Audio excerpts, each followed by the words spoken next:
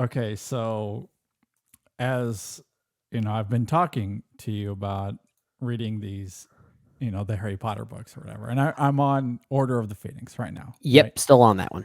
The last two times we've talked about this, in the Patreon bonus content The thing. Patreon series. Yeah, the exclusive Patreon. We love you guys. And the two times we've talked about it with them, you've been like, I find the OWL section of the book to be extremely tedious. I did not like it. Again, this is 20 years ago, but this is what you've stated. Yeah. So I get to that point of the book. Oh, And yeah, of you texted me a course, screenshot that you were there. I screenshot and I sent Brendan a text saying, "Hey, look, I'm here. I'm at the OWL section." He said, "Here we go," Here we go. in the perfect Heath Ledger voice. Yeah. So this was hysterical to me because not only did I did not feel the tediousness that you did, but I think the irony of it, because I've somewhat been looking forward to this given your comments. But the irony I wanted to share with you is that, because this last week I noted what I've really enjoyed about this book is how funny it is. Yeah. It is Yeah. surprisingly biting, and it's humor because Harry is feeling angry all the time, and this snarkiness just burst out of him throughout a lot of the book as a result Sure. of this bubbling anger that is incessantly there. So he's doing his OWLs for Defense Against the Dark Arts. And he does it extremely well. And the professor that's monitoring this exam for him says something to the effect of, "I've heard that you can do a Patronus." Mm-hmm. And this is something that's established early on because when he's on trial, even all of the wizards there acting as judges, Yeah. are like, he can do a Patronus? Yeah. He's what, 14 years old. 15 There's maybe? adult Yeah. wizards that can't do a Patronus. So, they start talking about how impressive that is. Mm-hmm.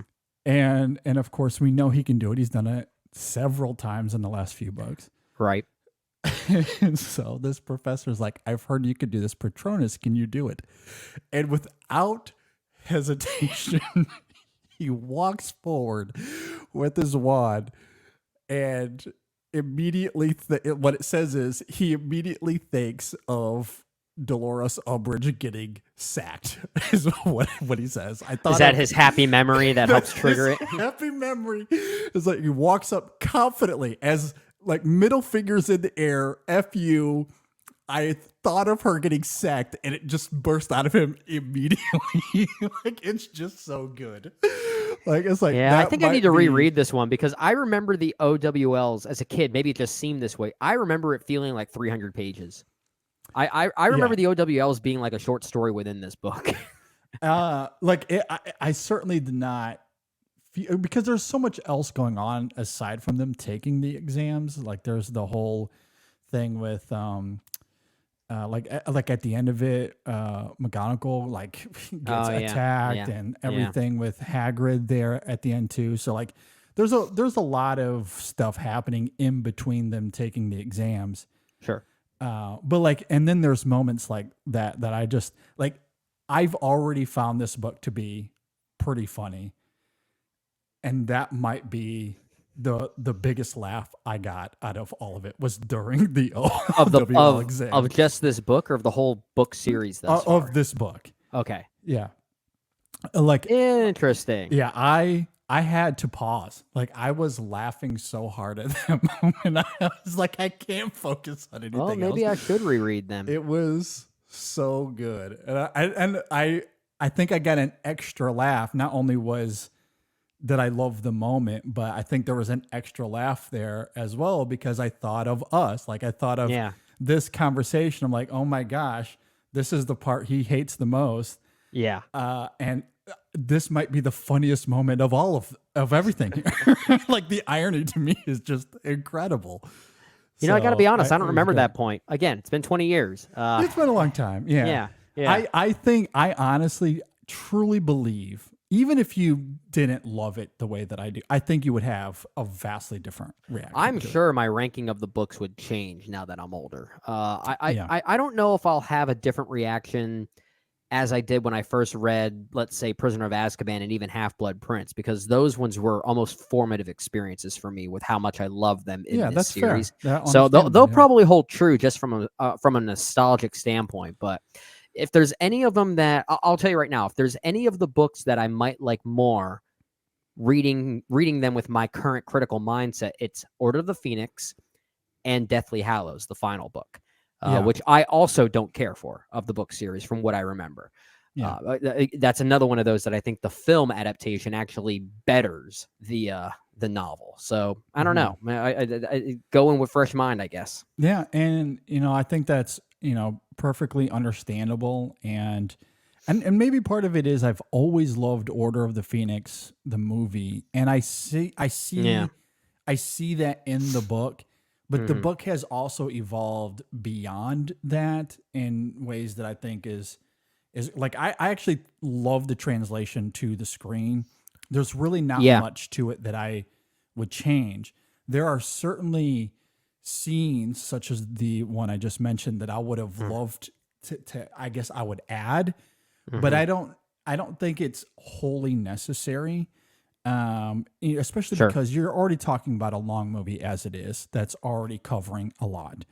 And that film is really wanting to focus on the heftiness of that anger and the Oh yeah. emotional output that comes about, that to sprinkle in all this comedy, I don't know, as much as I love the sarcasm and I love the It snarkiness. saves the comedy for Half-Blood Prince, which again, from what I remember, I think Half-Blood Prince was also kind of a funny book. Not quite the way you're describing the snarkiness of Order of the Phoenix, the novel. I don't quite remember that same tonality in that extreme in Half-Blood Prince, but I remember it being somewhat similar in that Mm, regard to what you're describing. So I'm you'll get looking a forward to it. connection there.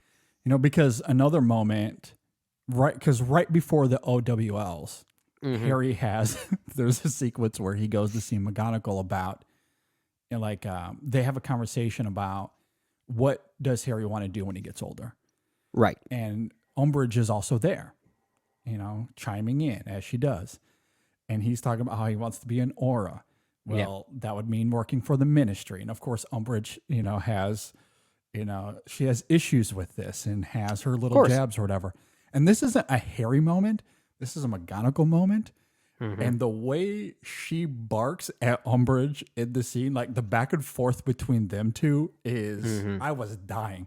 I was laughing so hard, and I was listening to this as we were going to see Blue Beetle last night. So Sam's in the back watching his iPad. I'm Yeah. listening to this, and the whole time I am just laughing. Like Sam would look at me from time to time, like, "What is going on?" He's just so confused. I was laughing so it was so like that's an exchange that I would have loved to have seen in the movie. It wouldn't have really have made sense in the context of the film, Sure.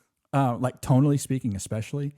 But just it's so good that Well, exchange though, and so funny that I was y- like, oh my god, I would have loved to you have seen you that at in film least get a form. verbal moment between those two characters in the movie at least once. Yeah, no, yeah, Yeah, and so you it's not get like the the movie idea is of it. disregarding that relationship No, no, no, or no. anti-relationship rather. No, you get the spirit of that dynamic in the movie a couple of times for sure, Sure. but that specific exchange, I would have paid money to see that as an extra short film. Yeah, Like I just would yeah. have loved that. It was great. And so like I've just found this book really really funny, and even as we get to the OWL exams, um, it's I that was maybe the funnest moment I where can't he's like, wait. Yeah, I immediately thought of her getting sacked. Screw you. Here's my Patronus. I really And he can't wait to walks hear out, what you. mic drop. I can't wait to hear what you think of the final two books. Then, just given your reaction to this one in particular. Yeah. So I still have, some ways to go. Yeah. I'm curious because obviously, like, the ending of the movie gets like quite dire. And Yeah, the book does retain a lot of that, okay. or I should say, the adaptation of the movie, or the adaptation of the book into the movie does keep that darkness alive from the book. Now it's more expanded upon. I'll just say this, there's more of a big giant exposition dump of something at the end of the 5th book that the movie doesn't really reference. Because it's been alluded to throughout all of the movies, but in the 5th book, they kind of use the ending of the book as like this primary reveal of something. I won't say what it is just for the sake of it, but you'll know what it is because you know this story, so it's not that big of a deal. But the 5th book is kind of the most revealing, where it gets to something in particular. Yeah, I'm curious. I'm really curious. Like, because honestly, like the movie, aside from the jokes and the sarcasm of it all, it's a lot of what's in the book is there. It's just way more condensed, and there's certain elements that are prolonged that they make like a 5-minute thing of. Oh yeah, and they rewrite a lot of the dialogue for sure to make it feel more almost domestic, if that makes sense. I mean, from what I remember, I don't think the book quite had that same level of domesticity, if that even is a word. It still retains the typical whimsy you expect from this franchise. But so there's a different tone there for sure. And I love the Dumbledore escaping the room is so good in the book that in the movie they barely change anything about it. Like it's almost verbatim the same. Like say what you will about him, but you can't deny Dumbledore's got style. Like that is so good. Like I just love that they keep all of that. It's most like how he escapes is a little different. Again, more condensed. They condense it, but it's mostly the same. And I love that. Like if they go when they redo this in the Amazon series, whoever picked that up, HBO or Max? Yeah, just Max. The Max series, the Max thing. If they do a season, assuming they do all the books by a season, which makes sense.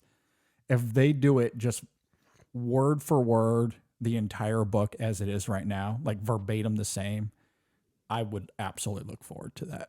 Okay. Because like what I love about the movie is in the book. It's there. So I know that there's already going to be elements that I would love about it. But then to see all of these extra scenes that can't make it into a 2-hour movie, and I understand why. I think the adaptation is quite flawless. But there's so many extra things here that I think are so good that in a television series to see all of that extra stuff there, I think would be a lot of fun too. So, you would have to make it a little more seamless because it is disjointed at times. I won't deny that. It really is. Yeah, that part I do remember. So, you'd have to make it a little bit more seamless, and still keep that condensed nature a little bit, but a lot of the sarcasm and humor and the snarkiness is so good that I think you could work that into a television series. From episode to episode, you can maintain humor and the dire nature of what's at stake, and build to the devastation of that third act. And exactly. So anyway, I had to share that because I thought it was absolutely hysterical. It was so funny that moment with Harry and the Patronus, and Umbridge. Man, what's going to happen to this Patreon series when we finally get through all of the Harry Potter books? Is it going to be me rereading them and all, and that's going to be the next part of this? I honestly, it could be a whole extra podcast we have, just in session film, seriously. Harry Potter edition. Like I just, like with the movies, we've already done the movie series, but like we could do the In Session Film book club, and I don't have time for that. We go through the Harry Potter books chapter by chapter and talk about them. Yeah, right. I don't have time for that. I know, neither do I. but that would be fun. It would be fun. We might need 4 other co-hosts for that one. I will say that I have plenty of thoughts that I could absolutely do that in theory. Oh, I'm sure. I'm sure we both could. If we make the in-session book club not a regular reoccurring thing, maybe just we utilize it to our own respective schedules when we have something to talk about. Which means, I don't know, maybe once a year when we both read the same book, we'll get together and talk about it. Yeah, I mean it's not practical in execution. Like it would never No, happen. But no. I have like, yeah. There's certainly plenty to mine out of it that we could have lots of conversations about it. That's for Oh, sure. for But sure, for anyway, sure. I just thought that was really funny and wanted to share. Thought of her getting sacked. Here's my Patronus. Fuck you.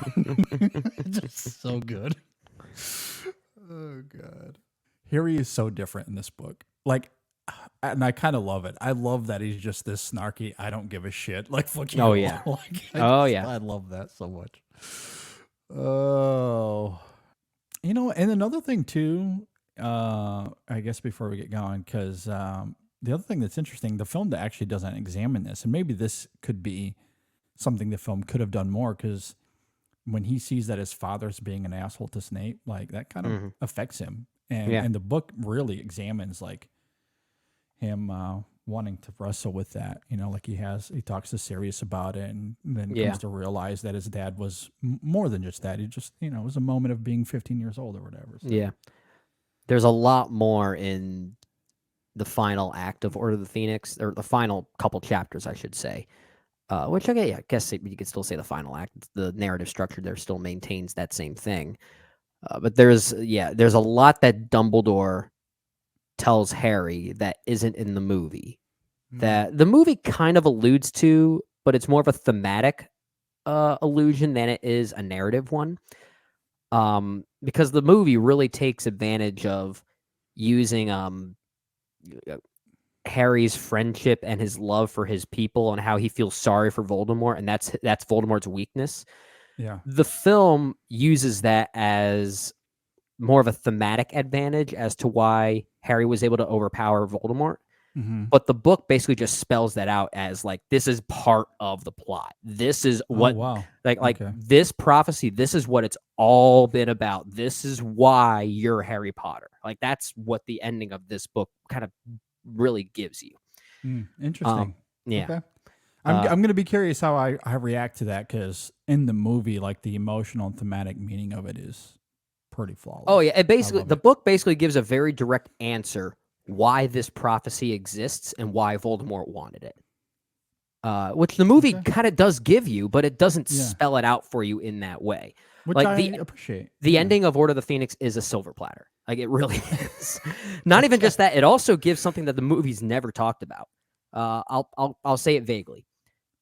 Harry was almost not the chosen one Mm, interesting. for a very specific Okay. reason. Okay. Well, we'll circle back in a few weeks Yeah. when I get to there. Is When I this get to Patreon that thing point. still going? Have we stopped? We could stop it now. Okay. Yeah. This is the beauty of if Yeah. we're still doing I don't even know if you've cut this out yet. So if we're still doing No. this, then for all of our patrons listening, I'll keep it in. No, I'll here's the keep this in. looseness. Here's the Yeah. looseness here. This Yeah, is exactly. No, you're I'll getting the keep all bloopers this now. in. Yeah, I'll keep all this in. Might edit it slightly, but yeah, we'll keep it all in. All right. Let's talk. Talk to me. Let's talk. So I will hopefully get this out tomorrow. My Okay. priority is to get that John Powell interview out. Oh which yeah, is how'd that go? edited. It was good.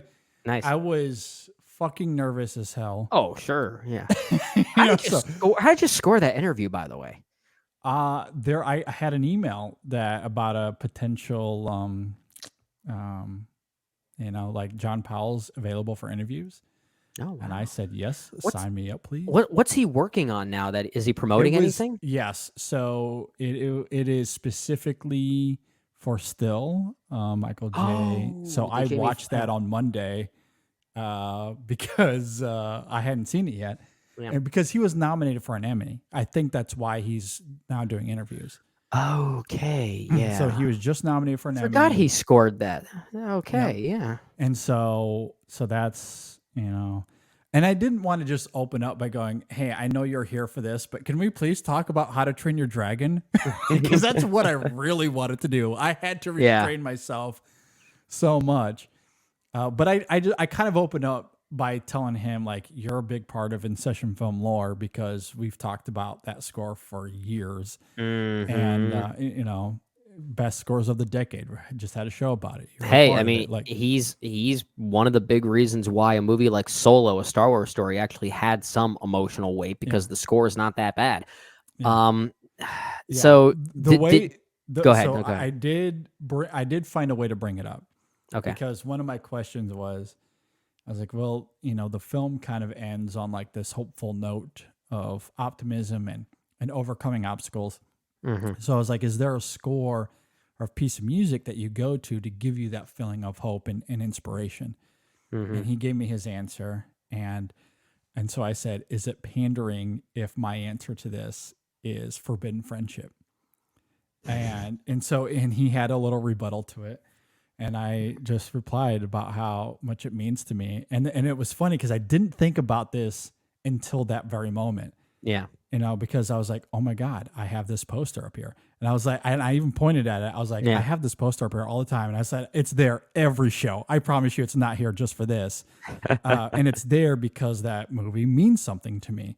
Mm-hmm. And, you know, and now I get to watch it with my kids, and it just kind of evolves. And I Yeah. just love it. So that was kind of my way of bringing it into the conversation. Well, So yeah, you're kind of forced to now. It's in the background. It's part of yeah, the In Session film backdrop for literal purposes. yeah. So Did you all talk at least a little bit about the live action remake? Because from what I understand, he is scoring it.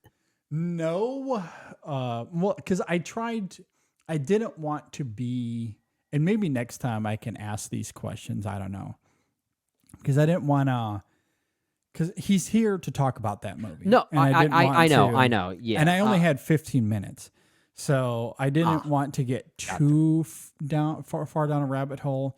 Yeah. But I would love to ask that. I had a billion other questions I wanted to ask, not relating to still, but I Yeah. was trying to be respectful. No, of course. I get And it, man. I get it. but if I had more I would have done the time, if I same had like thing. 30 minutes, then I would have absolutely have branched off. Mm-hmm. But you know, in 15 minutes, it's like You can't get through you got much. like 4 or 5 questions, because you know I don't want it to be like, you know, here's a question and then he talks. Like I tried to make it a conversation. Those are the best So interviews. Yeah, I yeah. agree. So, and you know, it seemed to go well. I have no idea what he thought of it. It was hard to get a read on, you know, Well, that's because the he thing. did. You always want to try to impress the person and make them think, "Oh, this was a good interview I was on." Yeah. But they go through so many, it kind of becomes, I guess, white noise for a lot of them. Maybe not so much people like John Powell, but obviously actors and Yeah. directors. You know, it's almost another full time job for them. Is just doing interviews. Well, and that's why, like, I tried to avoid like the simple questions of like, you know, what was your inspiration to become a composer? Like, I Right. didn't want to go down that road. Like I tried to, like, I brought up specific things about the movie, which Right. then led to a question. So I tried to Right. make it a little bit more interesting. A little more Hopefully it was. I interactive. don't know. Yeah. Yeah, Yeah. a little bit more interactive. But I mean, he seemed to engage. I mean, he was, Good. you know, it seemed fine, but I don't, I mean, who knows? He might have just, his brain just been like, I'm doing fucking a million of these. Yeah. You Yeah. know? That's all he was thinking about. I don't know. Yeah. But anyway, it'll go up tomorrow. It Cool. seemed to go well. Nice. Good to hear. So but yeah, hopefully we get more opportunities, because I would love to do more